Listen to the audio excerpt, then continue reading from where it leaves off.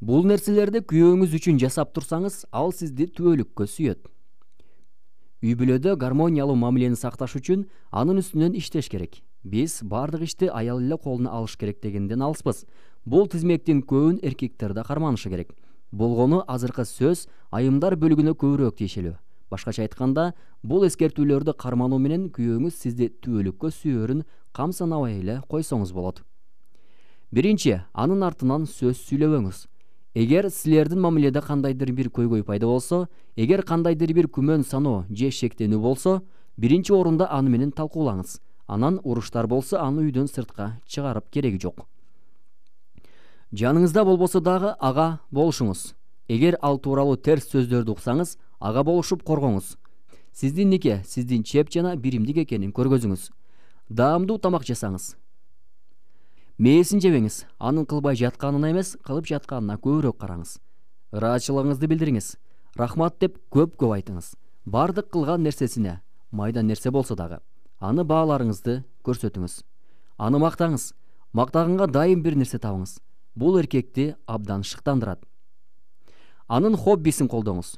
Футболдун же балык улоонун ышкылоозу болбосоңуз да, аны түшүнгөнгө аракет кылсаңыз, балким ал дагы сиздин сулуулук сырларыңызды колдошу мүмкүн.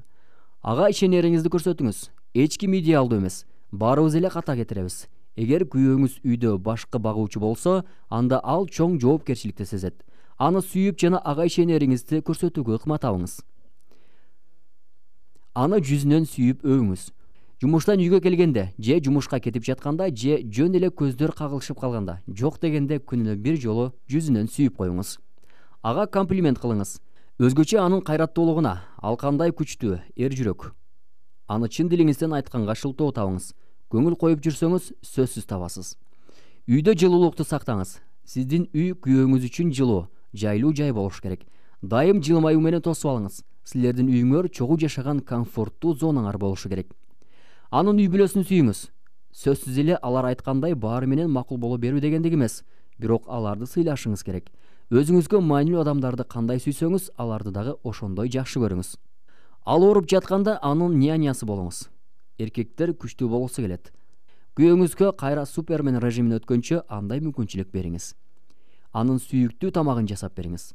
Суранганга чейин күтпөңүз. Өз каалооңуз менен эркелетип туруңуз. Аны менен башкалардын алдында талашып тартышпаңыз, өзгөчө балдарыңыздын алдында. Ал үчүн бул сыйлабагандык, кемсинтүү. Эч качан балдарды экөөңөрдүн биринин таламын талашканга мажбурлабаңыз. Силердин көйгөй бул силердин гана көйгөй.